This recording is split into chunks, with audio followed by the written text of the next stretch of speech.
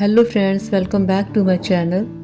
सबसे पहले तो मैं आप सभी को ये क्लियर कर देती हूँ कि मैं कोई मोटिवेशनल स्पीकर नहीं हूँ। अपनी ही कुछ गलतियों से मैंने सीखा है, खुद को बेहतर बनाया है अपनी ही गलतियों से। मेरी इस बात पर बहुत सारी गृहिणी एग्री करेंगी कि हम बच्चों को सुबह जल्दी उठाते हैं, उनको नहलाते हैं, वेल ड्रेस पहनाते हैं और रेडी कर देते हैं। घर के बाकी सदस्यों का भी हम हर तरह से ध्यान रखते हैं। अपनी ड्यूटी पर, अपनी वर्क प्लेस पर हर इंसान वेल ड्रेस्ड होकर जाता है।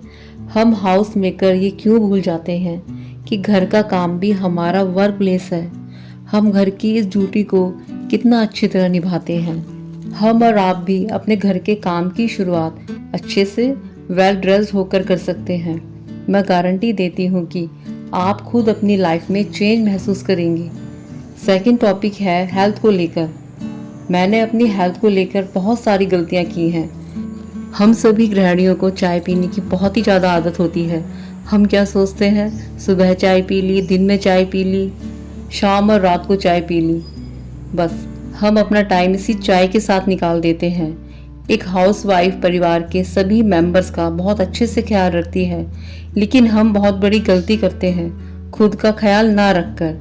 अगर आप खुद की हेल्थ का ख्याल नहीं रखेंगे तो सबका ख्याल कैसे रख पाएंगे। तो सबसे पहले हर गृहिणी को अपना ख्याल रखना बहुत ही ज़रूरी है। आप अपने खाने में ग्रीन वेजिटेबल्स ले सकते हैं, सैलेड और फ्रूट ले सकते हैं। आप एक अच्छा सा डाइट प्लान फॉलो कर सकते हैं। तीसरा पॉइंट है मेंटल हेल्थ को लेकर। अगर आप अपना स्ट्रेस कम करना चाहते हैं तो जो पास्ट में हुआ है उसे भूल जाएं। मैं ये नहीं कहती कि एकदम से सब कुछ हो जाता है। सभी की लाइफ में कुछ ना कुछ प्रॉब्लम तो रहती ही है। पास्ट की बातों को दिल और दिमाग में रखने से हमारा जो प्रेजेंट है वो भी खराब हो जाता है। सबका बीता हुआ समय कुछ ना कुछ ऐसा होता है जिसे याद आते ही हमें हेडेक हो जाता है।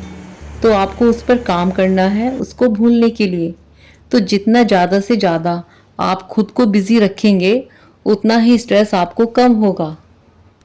आपकी जो भी हॉबीज़ हैं आप उन्हें फिर से अपने जीवन में शामिल कर सकते हैं। फिर देखिएगा चीज़ें कितनी आसान होती चली जाएंगी।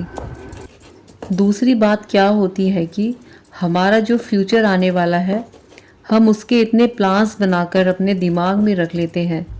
तो देखिए, फ्यूचर और पास्ट दोनों किसी के हाथ में नहीं होते।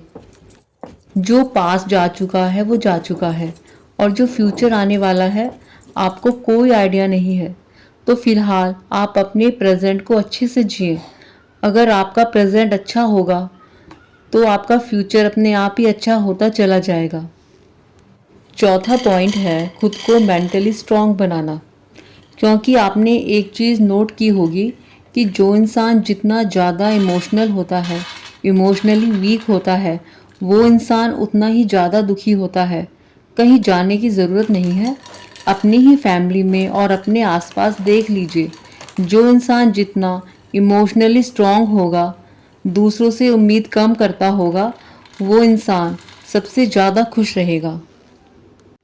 तो मैं भी पहले ही ऐसे इमोशनली बहुत वीक थी, ऐसे ही दुखी हो जाया करती थी, पर अब नहीं होती। मैंने अपनी इस चीज़ पर बहुत ज़्यादा काम किया है। बिल्कुल तो चेंज नहीं कर पाई हूँ खुद को, लेकिन 100 में से बात करूँ खुद को तो मैंने 90% खुद को चेंज कर लिया है। अब मुझे फ़र्क नहीं पड़ता। पहले मुझे छोटी छोटी चीज़ें हर्ट करती थी। जब से मैंने खुद को इमोशनली स्ट्रांग बनाया है तब से मेरी लाइफ एकदम चेंज हो चुकी है। नेक्स्ट पॉइंट है नेगेटिव लोगों से दूर रहें।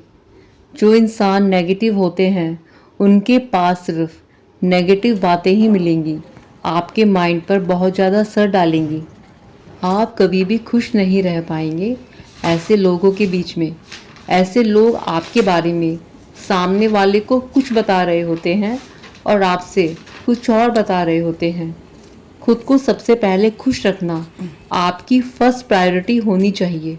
नेगेटिव लोगों को इग्नोर कीजिए। बस एक मंत्र याद रखिए, ओम इग्नोराय नमः। लास्ट और सबसे ज़रूरी पॉइंट, खुद को हर हाल में खुश रखिए। आपने एक बात तो सुनी होगी, डू नॉट एक्सेप्ट एनीवन। बहुत गहरी बात है। जितना हम दूसरों से उम्मीद करेंगे उतना ही हम दुखी होंगे। आपकी जो खुशियों की चाबी है, रिमोट है, उसे अपने हाथ में ही रखिए। दूसरों के हिसाब से चलने वाला कभी खुश नहीं रह सकता। ये फिल्म नहीं है, ये रियल लाइफ है। कोई सुपरमैन या फिर सुपर वुमेन आकर आपको खुश नहीं करने वाला। आपकी अपनी लाइफ है, आपको खुश कैसे रहना है ये आपको देखना है। इस व्लॉग का एंड मैं यही करती हूँ। Thanks for watching.